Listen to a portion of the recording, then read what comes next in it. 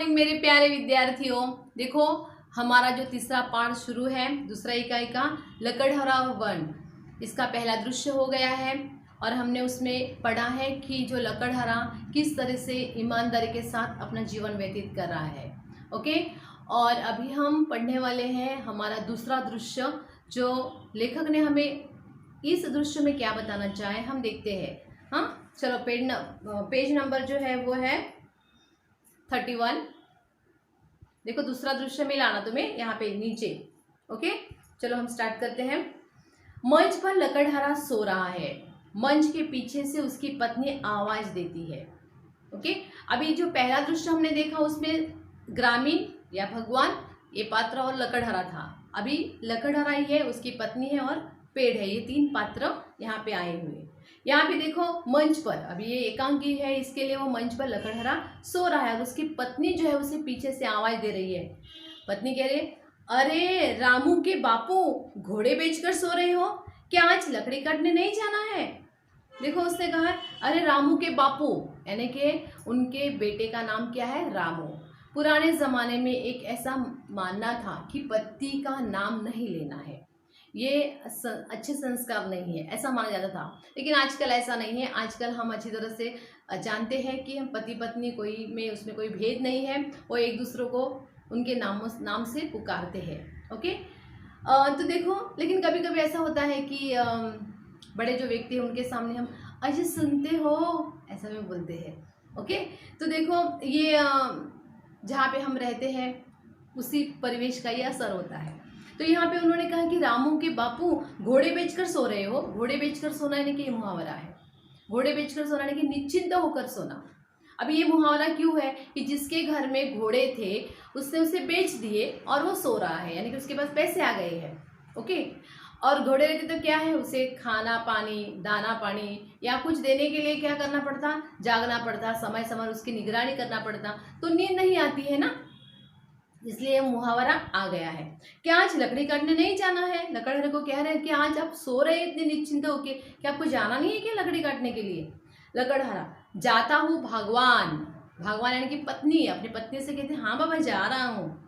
अपनी कुल्हाड़ी उठाकर जंगल की तरफ जाता है और मन ही मन में सोचता है, जिधर देखो दूर तक जंगल का पता नहीं है।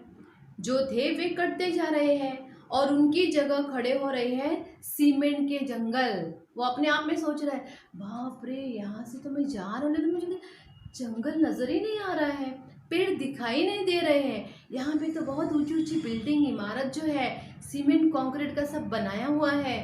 ऐसा वो मन ही मन में बुदबुदा रहा है, बोल रहा है। अचानक उसे चोट लगती है, वह चीख उठता है, फिर एक पेड़ की छांव में बैठ जाता है। अचानक उसे चोट लगती है, वो चोट क्यों लगती है? क्योंकि वो अपने मन ही मन में है। कभी कभी ऐसा होता है ना कि हमारा ध्यान कहीं और होता है और इसके लिए हमें ठेच लगती है, या हमारा काम जो है वो अधूरा रह जाता है, या हमारा काम में ध्यान नहीं होता क्योंकि हमारा ध्यान कहीं और होता है। वो भी वैसे ही मन में सोच रहे हैं कि क्या है, यहाँ पे जंगल दिखाई नहीं दे रही है और उसको चोट लगी है, और फिर छांव के लिए, छाया के लिए वो पेड़ के छाया में वो बैठ गया। आहा, कितनी ठंडी छाया है, सारी थकान दूर हो गई। अब यहाँ से पता चलता है कि जब हम पथिक जो होते हैं वो बहुत थक कर आते हैं, पसीने से तरबतर हो जाते हैं, तब किसी पेड़ के छाया में बैठना हमें अच्छा लगता है, क्योंकि पेड़ के छाया में शीतल हवा बहती है और शीतल हवा जो है वो हमारे मन को तरोताज़ा बना देती है। और इसके लिए उन्होंने क्या कहा है कि मुझे बहुत अच्छा हो रहा है, मेरी थकान जो है वो 9-2-11 हो रही है, यानी कि भाग गई है। हरे भरे पेड़ के नीचे से उठकर अपनी कुल्हाड़ी संभालता है। चलो यही सही, इसे ही साफ करे। जिस पेड़ के छांव में उसकी थकान दूर हो गई है, उसे शीतलता का एहसास हो रहा है, उसे बहुत अच्छा लगता है। वो उसी को देखकर ऐसा कह रहा है, ये पेड़ तो बहुत अच्छा है, मैं उसे ही काट देता हूँ। यानी कि जिसकी छांव में बैठा है उसी के बारे में सोचता है, ऐसा आदमी होता है। ओके, कुल्हाड़ी चलाने की मुद्रा में हाथ उठाता है, यानी कि कुल्हाड़ी ऐसे अगर रहेगी ना हाथ में, चलो उससे उठा देता हूँ और अभी भी काटता हूँ, ऐसे मुद्रा यानी कि चेहरे के हाव भाव जो होते हैं वो चेहरा। पेड़ कहते हैं, अरे अरे यह क्या कर रहे हो? उससे कह, अरे पेड़ बोल रहे हैं क्या कर रहे हो तुम? लकड़हारा चौंक कर, कौन कौन? ऐसा वो चौंक गया है। भूत? क्या लगता है उसे? आसपास तो उसका कोई नहीं था, उसके आसपास कोई नहीं था, सिर्फ पेड़ था। और इसलिए कौन बोल रहा है ये? बाप रे, भूत तो नहीं है ना? अभी भूत का नाम, भूत ऐसा नहीं कर सकते ना, भूत ऐसा उसे लग रहा है, इसके लिए वो डॉट डॉट डॉट दिए हैं। पेड़, डरो मत भाई, मैं तो पेड़ हूँ, पेड़। उसने कहा अरे बाबा डरो मत, मैं पेड़ हूँ, मैं तुमसे बात करना चाहता हूँ। लकड़हारा आश्चर्य से, पेड़? क्या तुम बोल भी सकते हो? अभी उसे आश्चर्य हो गया कि पेड़ कैसे बोल सकता है। पेड़ सजीव है लेकिन वो बोल नहीं सकता है, और इसलिए उसे आश्चर्य हो गया है, घबराहट भी थी उसके मन में। पेड़, भाई मुझ में भी प्राण है, तुम मुझ बेकसूर पर क्यों वार कर रहे हो? उसने कहा कि देखो मुझ में प्राण है, मैं जीवित हूँ, तू मुझे क्यों मारना चाहता है? मेरा कसूर क्या है? बेकसूर, कसूर, कसूर का अपोजिट वर्ड बेकसूर है।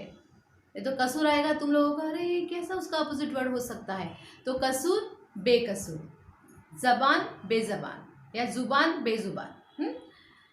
अभी देखो उन्होंने कहा कि तुम मुझ पर वार क्यों कर रहे हो? वार, वार यानी कि प्रहार। अभी वार का दो मीनिंग है। एक वार का मतलब हम बोलते हैं ना शुक्रवार, शनिवार, रविवार, ये वार यानी कि दिन, और यहाँ पे वार का मतलब क्या है? प्रहार। तुम मुझ पे प्रहार क्यों कर रहे हो?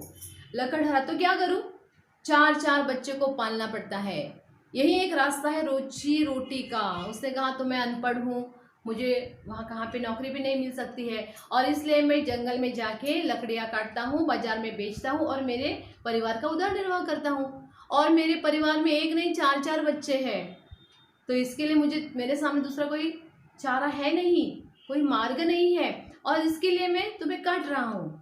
अरे भाई, अधिक बच्चे होने के कारण परिवार में दुख तो आएगा ही, पर तुम कितने बदल गए हो।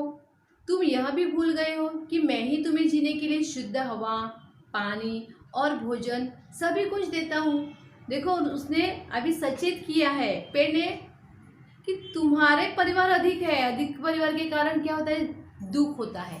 अभी अधिक परिवार के कारण दुख कैसा होता है कि देखो परिवार में जितने सदस्य होते हैं उनका उदर निर्वाह के साधन अच्छा हो तो ठीक है, नहीं है तो क्या है कि एक फल रहेगा तो उसके 4 फाके किए तो 4 बच्चों को एक फाक जाएगी, लेकिन 2 बच्चे रहेंगे तो आधा आधा हो जाएगा। ओके, तो उसने कहा कि तुम्हारे पास इतने बच्चे हैं, 4 बच्चे, इसके लिए तुम उसे खिला पिला नहीं सकते हो। उसे खिला पिलाने के लिए तुम्हें क्या करना पड़ता है? और ज़्यादा लकड़ियाँ काटनी पड़ती है। लकड़ियाँ काटने के कारण पेड़ों का विनाश हो जाता है। पेड़ों का विनाश होने के कारण तुम्हें शुद्ध हवा नहीं मिल सकती है, भोजन नहीं मिल सकता है। अगर पेड़ नहीं रहेंगे तो तुम्हें पानी नहीं मिलेगा। ये सब दुष्परिणाम है। एक के बाद हमारा जीवन एक दूसरे पर निर्भर है। ओके, हमें लगता है अरे रिसेशन आने वाला है, आर्थिक मंदी आएगी, मुझे कोई प्रॉब्लम नहीं है। नहीं, हम उसके चपेट में आ सकते हैं, क्योंकि हमारा पूरा जो भारतवर्ष है, संसार जो है, संसार में रहने वाले हर एक जो लोग हैं एक दूसरे पर डिपेंड है। अनाज, अगर बरसात नहीं हुई तो क्या होगा? अनाज नहीं अच्छे से उग सकती है। अनाज नहीं उगेगी तो दुकान में अनाज नहीं आएंगे, दुकान में अनाज नहीं आएंगे, हमारे पास पैसे होकर भी हम उसे खरीद नहीं सकते हैं। क्या हम पैसों को खाएंगे भूख लगने के बाद? नहीं, भूख मिटाने के लिए हमें अनाज की आवश्यकता है, और अनाज दुकान में आने के लिए खेतों में अच्छी फसल होनी चाहिए। खेतों में अच्छी फसल होने के लिए अच्छी बरसात होनी चाहिए, वर्षा होनी चाहिए। और अच्छी वर्षा या बरसात कब होगी? जब पेड़ अच्छे रहेंगे, पेड़ ज़्यादा उगेंगे, तभी ऐसा हो सकता है ना। कि देखो कैसे साइकिल है, चक्र है ये, है ना। तो ऐसा नहीं मानना है कि पेड़ लगाया क्या हो गया, नहीं, हमारा पूरा जीवन उस पर निर्भर है। और उसने कहा कि मैं तुम्हें शुद्ध हवा देता हूँ, पेड़ों के कारण ही शुद्ध हवा मिलता है। शुद्ध हवा जब हम लेंगे तब हम बीमारी 9-2-11 हो जाती है, क्योंकि शुद्ध हवा के कारण हमारे दिल में, हमारे मन में, शरीर में कोई बीमारियां नहीं रहती। हम फल खाते हैं, फलों में बहुत सारे विटामिन होते हैं, हमारे शरीर के लिए वो बहुत बहुत अच्छे होते हैं।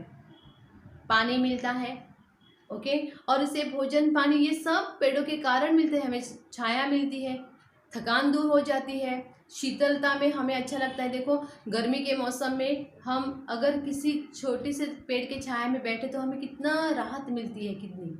ओके, तो ये सब कौन देने का कार्य करता है? पेड़ करता है। तो हमें पेड़ को नहीं काटना चाहिए, ऐसा वो उससे कह रही है। लकड़हरा, वह तो तुम्हारा काम ही है, इसमें उपकार की क्या बात है? उसने कहा हाँ, तुम पेड़ हो तो तुम्हें क्या करना है? छाया तो देनी है, तो उसमें उपकार कौन से है? ये तो ऐसी बात हो गई कि बच्चे कहते हैं ना, मम्मी पापा ने हमें जन्म दे तो क्या होगा, उसमें उपकार थोड़ी किए हैं। ऐसा नहीं होता है, उसने उपकार किए, हमें जन्म दिया है, इसके लिए हम इतने सारा बहुत सुंदर सृष्टि को हम देख सकते हैं, संसार को देख सकते हैं, जीवन में हम लोग जीवन को उपभोग सकते हैं मम्मी पापा के कारण। लेकिन कभी कभी हम रोष में आते हैं, गुस्से में आते, बोलते हैं कि तुमने मुझे जन्म दे के उपकार किया, जो यहाँ पे लकड़हरा कह रहा है। मैंने कब कहा उपकार है भाई? पर यह तो तुम अच्छी तरह से जानते हो, बिना हवा के मनुष्य जिंदा नहीं रह सकता। उसे सांस लेने के लिए शुद्ध हवा तो चाहिए ही, और हवा को शुद्ध करने का काम मैं ही करता हूँ। हवा शुद्ध कौन करते हैं? मैं। अगर मैं नहीं रहूँगा तो कार्बन डाइऑक्साइड वायु जो है वो लेने के लिए कोई नहीं रहेगा। अगर तुम्हारा ऑक्सीजन और कार्बन डाइऑक्साइड की लेवल बढ़ गई, ऑक्सीजन की लेवल कम हो गई, कार्बन डाइऑक्साइड की जो हम लोग क्या करते हैं पता है तुम्हें? हम लोग ऑक्सीजन लेते हैं और उच्छ्वास के द्वारा कार्बन डाइऑक्साइड वायु छोड़ देते हैं। पेड़ जो है वो ऑक्सीजन को छोड़ते हैं और कार्बन डाइऑक्साइड वायु को लेते हैं। इसके लिए समतोल बंधा हुआ है। अगर पेड़ नहीं रहेंगे तो ऑक्सीजन वैसे हवा में रहेगा, और उसके कारण तुम्हें पता है ओजोन लेयर जो है वो दिन ब दिन बढ़ता जा रहा है। ऐसा ही होगा, ऑक्सीजन कम, कार्बन डाइऑक्साइड वायु ज़्यादा। उसके कारण देखो क्या हो जाएगा, हमारी सांसें फूल सकती है, हमें सांस लेने में तकलीफ हो सकती है, हमारे शरीर पर उसका विपरीत परिणाम हो सकता है। ओके, और ये सब किसके कारण होगा? पेड़ नहीं रहेंगे तो हो सकता है। और इसलिए उन्होंने ऐसा बताया है कि देखो शुद्ध हवा नहीं रहेगी और उसके लिए सांस लेने में तकलीफ होगी, तुम बीमारियों का तांता तुम्हारे पीछे लगेगा, यानी कि एक के बाद एक बीमारी आ जाएगी। और इसलिए तुम्हें क्या करना है? सावधान रहना है। ठीक है, पर मेरे सामने भी तो समस्या है। उसने कहा अरे मैं भी तो क्या करूं, मेरे 4 बच्चे हैं ना। यदि तुम हमें काटते रहे तो ये बेचारे वन्य पशु कहाँ जाएंगे? क्योंकि जंगल में कौन रहते हैं? जानवर रहते हैं, वन्य पशु रहते हैं, उनकी भी तो हमें आवश्यकता है। तो अगर उनका घर को तुम क्यों उजाड़ रहे हो? तुम पेड़ों को अपने स्वार्थ के लिए काट रहे हो, लेकिन क्या तुम्हें पता है अपने घर को बसाने के लिए तुम दूसरों के घर को उजाड़ रहे हो? ये कहाँ की समझदारी की बात है? ऐसा उसे कह रहे हैं। क्या तुम अपने स्वार्थ के लिए उनका घर उजाड़ दोगे? ऐसे स्वार्थी बन सकते हो तुम? तो मानव हो ना, ईश्वर ने तुम्हें बुद्धि दी है ना, तो सोचो समझो, विवेक बुद्धि से काम लो।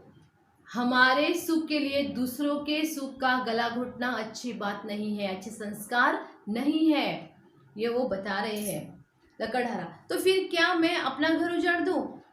पेड़, मेरा मतलब यह नहीं है, मैंने ऐसा तो नहीं कहा कि अपना घर उजाड़ दो।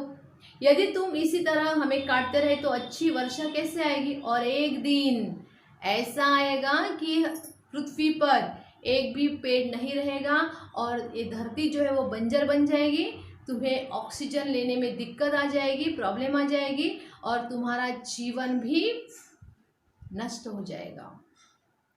तुम अपने ही तुम्हारा जीवन का नामो निशान मिट जाएगा। ऐसा उन्होंने उसे सचेत किया है कि तुम मुझे काट रहे हो, लेकिन सोच समझ कर काटो, क्योंकि मेरा जीवन और तुम्हारा जीवन का बहुत ताल्लुकात है, घनिष्ठ संबंध है। तो ऐसा मत सोचो कि ये एक पेड़ काटा तो क्या हो गया, बहुत कुछ हो सकता है। लकड़हरा, तुम्हारी बात तो ठीक है, पर अब तुम ही बताओ मैं क्या करूँ? उसने कहा हाँ, तुम तो बहुत अच्छी बात कर रहे हो, ठीक कह रहे हो, तो तुम मुझे बताओ, तुम मुझे सलाह दो, मैं क्या करूँ अभी? तो पेड़ उसे कहते हैं कम से कम अपने हाथों अपने पैरों पर कुल्हाड़ी तो मत मारो। कम से कम इतनी तो बुद्धि अक्ल तुम्हें ईश्वर ने दी है ना, कि जिसके कारण तुम बच सकते हो, उसी को तुम काटने चले हो। अगर उसी को काटोगे तो क्या हो जाएगा? तुम्हें ही दर्द होगा, क्योंकि उसका असर तुम्हारे शरीर पर होने वाला है, तुम्हारे जीवन पर होने वाला है। तो ऐसा तो मत करो, कभी हरा भरा पेड़ मत काटो, उन्हें अपने बच्चों के समान पालो, ताकि चारों ओर हरियाली छाई रहे। उसने मैंने पहले ही बता दिया कि हरे भरे वृक्ष को हमें नहीं काटना चाहिए, क्योंकि उसमें जीवन होता है, वो जीवित होते हैं। जो सूखी टहनी है उसे काटो और फिर क्या करो, उसे ही बाजार में बेचो और जो पैसे आएंगे तुम्हारे बच्चों के लिए अनाज खरीदो और तुम्हारे पूरे परिवार का पालन पोषण करो। लेकिन तुम्हें क्या करना है, अपने बच्चों की तरह वृक्ष को बढ़ाना है। जिस तरह तुम बच्चों का ख्याल रखते हो उसी तरह तुम्हें अपने पेड़ और पौधों को लगाकर उसका ख्याल रखना है। पेड़ को लगाया और फिर उस पर भूल गए वो मैंने लगाया, वो ऐसा नहीं करना है।